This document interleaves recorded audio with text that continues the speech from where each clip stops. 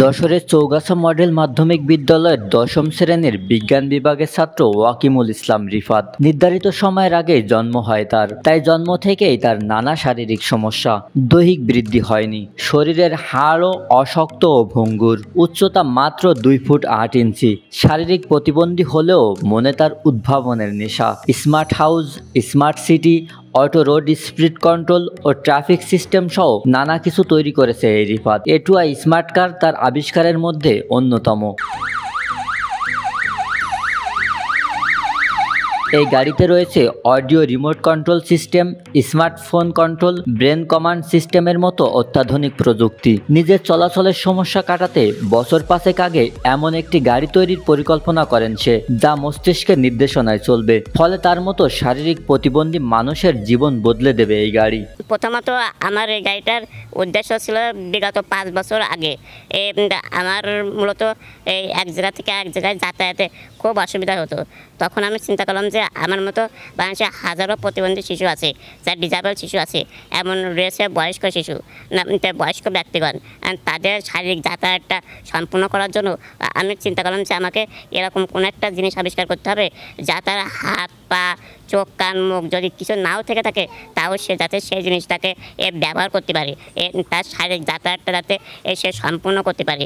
এই উদ্দেশ্যটাকে নিয়েই আমি তৈরি করেছি এটুআই স্মার্ট কার। আপনি কিন্তু গাড়িটা কন্ট্রোল করতে পারবেন আপনার ফোনের সাহায্যে, কিংবা আপনি ফোন নাও চালাতে পারেন, আপনার মস্তিষ্ক এআই স্নায়ুতন্ত্রের সাহায্যেও আপনি কিন্তু গাড়িটা কন্ট্রোল করতে পারবেন। আমি যদি বলি স্নায়ুতন্ত্রটা কি, স্নায়ুতন্ত্রটা কিন্তু আপনার যে মস্তিষ্ক, আপনার যদি স্নায়ুতন্ত্র না কাজ করে আপনি কিন্তু বেঁচে থাকার শক্তিটাই পান না।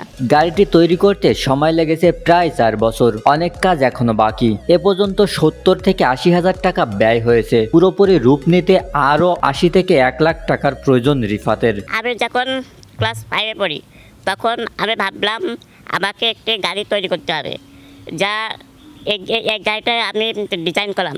আমাকে এরকমের এই 4 হুইলের একটি গাড়ি প্রয়োজন। তখন ভাবলাম আমার গাড়িটা খরচ হবে 40, 50, 70, 80 হাজার টাকার মতো খরচ হতে পারে। তাহলে এই 80 হাজার টাকা আমি এখন কীভাবে জোগাড় করব, সামনের দিনগুলো কীভাবে আগাবো, এইটার জন্য আমি তখন থেকেই আমার টিফিনের টাকা, তারপরে বাসা থেকে যেই টাকাগুলো পাতাম আস্তে আস্তে তারপরে জমাতে থাকি। যদি আমার হাতে 5,000 টাকা আসে তো সেই 5,000 টাকা দিয়ে গাড়ি একটা জিনিস কিনতাম।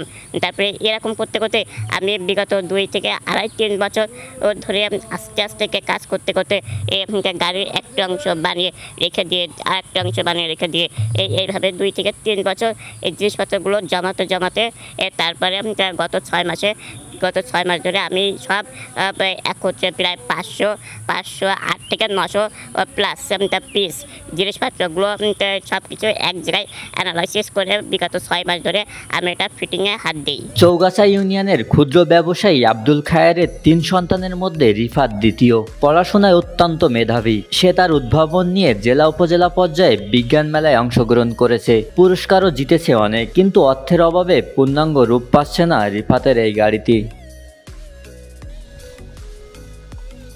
ডেস্ক রিপোর্ট, বাংলার ভোর।